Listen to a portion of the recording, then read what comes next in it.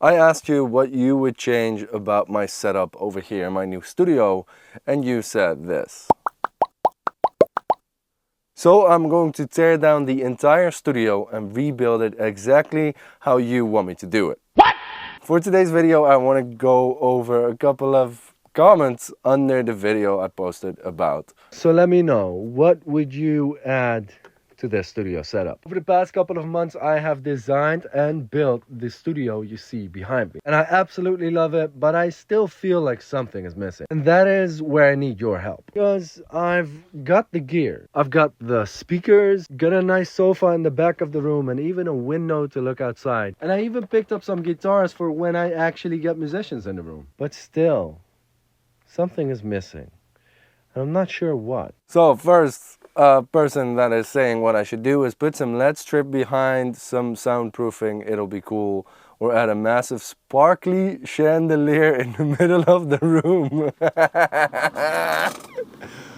So around here, a massive chandelier from the ceiling.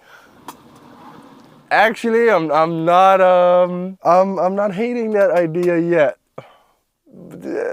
My measurement mic and my speakers might hate that idea, but definitely unique piece for a studio. About LED strips, I think I have said a couple of times. The one thing that is not going to be added to this studio is LED strips. Next up, a carpet. I feel people don't really look at the video because...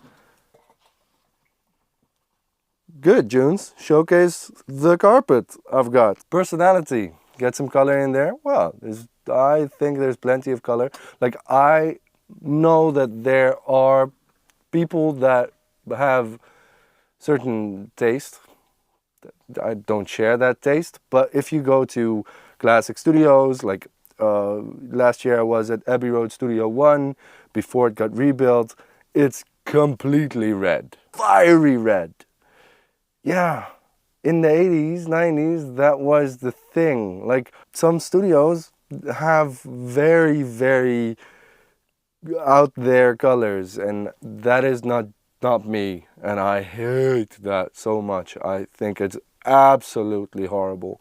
So yeah, I used these white panels as a blank slate for the color lights that are on the ceiling. So I can make this background purple or green or red. What it also does is if you put a light on it, it acts as a bounce. Like in film, they get a piece of styrofoam. Usually it's like white on one end and the other side is black. So with the white you can reflect it back, so you get like a very diffuse light coming back, and then with the black you can absorb all the light, and then you do a negative or a negative fill, it's called, I think. My movie set days are far behind me. Plants, I completely agree. The thing is, the single plant is 100 euros. By this time I'm broke. So I am definitely going to be adding plants. Just need you all to use the affiliate links down below so I can get some money again, so I can actually get the plants. So yeah, if you can do that, they're downstairs, down in the description. They are for Thomann and KMR Audio Germany and the UK. So only European shops right now. I'm looking into getting USA shops and global shops. With the KMR you get a 5% discount with the Thomas 5. Okay, let's get back. Character. That's one of those. I mean, there's a character in here, so I think the room can chill. Something to break the white. Yeah, there's a lot of comments about the white. That's fine, that's taste. I just don't agree with you. I really like the brown below, and then also with the brown sofa over here, and then the white, but having the oak and brown cabinets there. I personally feel that is really, really nice. Somebody made a definitive list. A new screen. Yes, also I ran out of money. I don't have money for a screen. Some people said like you need a really big TV. I really don't want to do that. Messes up my design on the front wall. I just don't like screens that much. I don't want to be too consumed by the in-the-box world. that is also why I've got a lot of outboard gear over here and why I do a lot of the stuff I do on analog gear. Now, let's not get into the discussion of do I need that analog gear to get where I am, because I think we've spoken about that plenty. But maybe I'll do a video similar to this on that topic as well, because there's even more comments on that video. Nice tape machine desk, speaker isolation pads. Yeah, so I'm looking into it. Do I need the speaker isolation pad things? I mean, the Dutch and Dutch are on their own pads. Martijn didn't really recommend getting anything extra. The ATCs, yeah, they're on stands that are filled with sand that makes them 60 kilos a piece. I might try some of those pads and see if it actually makes it sound better. Plants, vintage cozy lamp, new chair. I just bought 2 new chairs, man. Bought 2. I like them. It's the green accent. It's the only color. Let's say brown is not really a color. But the green accents, like the lamps here have green wires going down. The chair's green, and I've got like a green lamp over there as well. Organize your cables? No. Just not going to do it.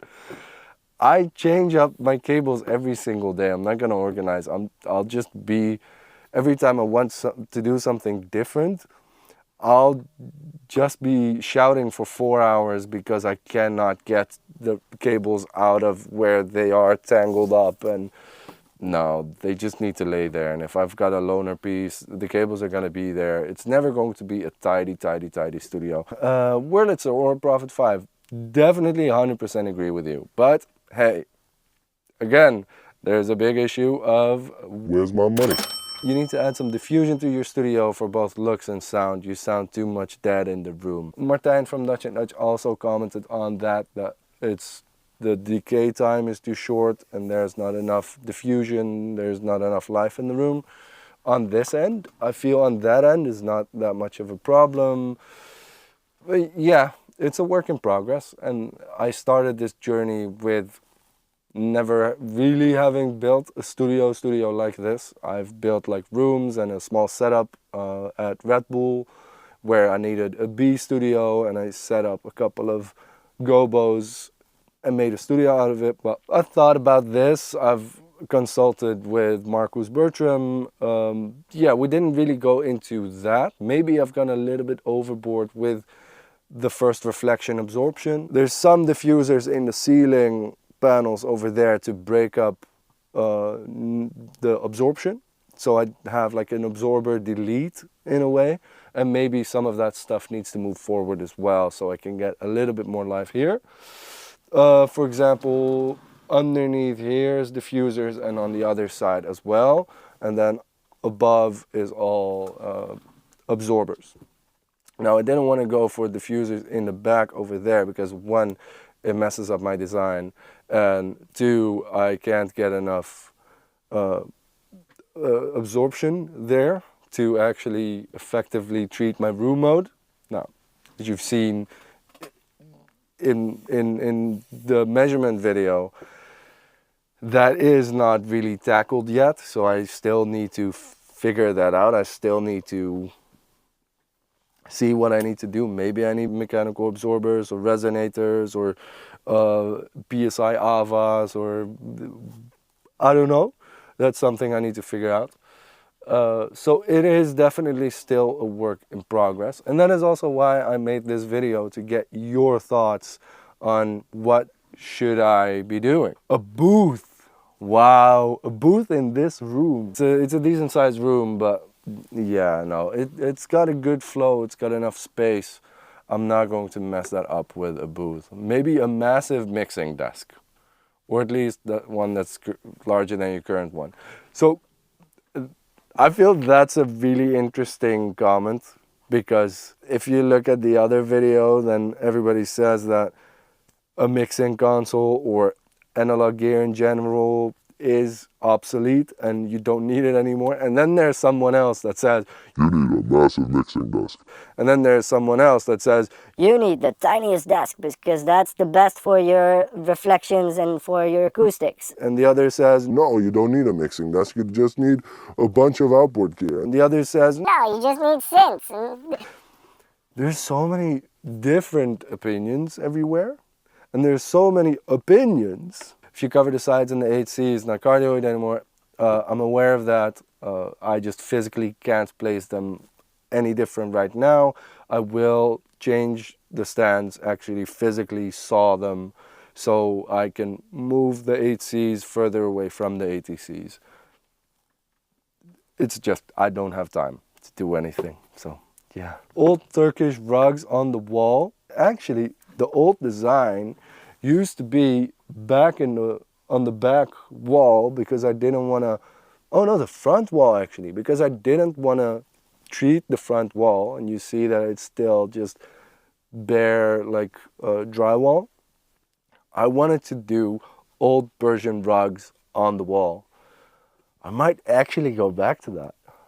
I might actually cut up this rug and another rug I've got, and then just cut them in pieces and then staple them, screw them to the wall, and just make like a Turkish rug. Oh, that could be nice actually. I think that could blend in really well and make it a little bit more playful over there without taking up too much space from the wall and interfering with the speaker boundary interference, which is the reason why I have not treated the front wall entirely. Juno was missing from the video.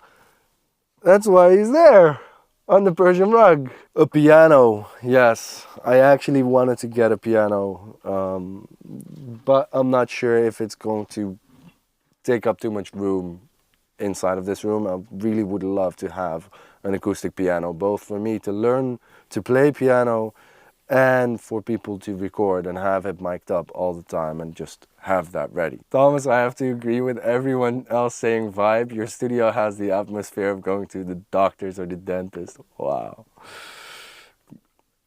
Great. So we should never hang out because we do not align, and that's fine. It's like when you get equal amounts of comments of people that like what you do and people that don't like what you do, you know you've made a choice and you didn't stay somewhere in the middle. And that's when you know you did something right. So that's great. An SM57 built in the wall or ceiling that can record everything while doing sessions. Sometimes you come up with things.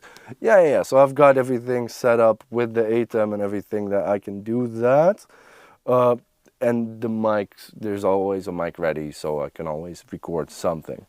I used to have that in the Red Bull studio. We had like a listen mic that went to the SSL listen mic in the live room, and that captured everything. It wasn't like hooked up to a recorder or anything, but yeah, it was connected to the SSL, so we could record it.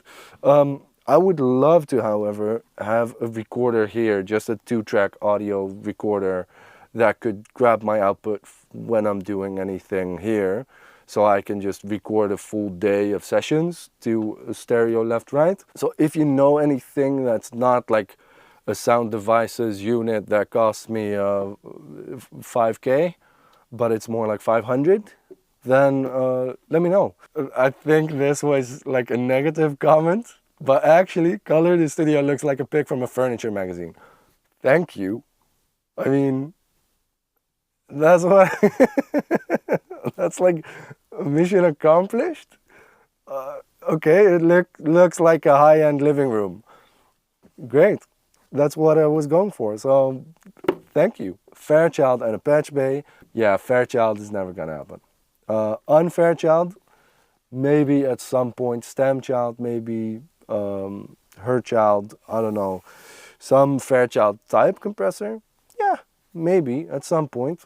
I went through a lot of them. I really like the Fairchild. I really like what it does. I really like it on my vocals and some other stuff as well. So that could definitely be that one compressor that does a lot. But I've got the very tube compressor by Tegeler.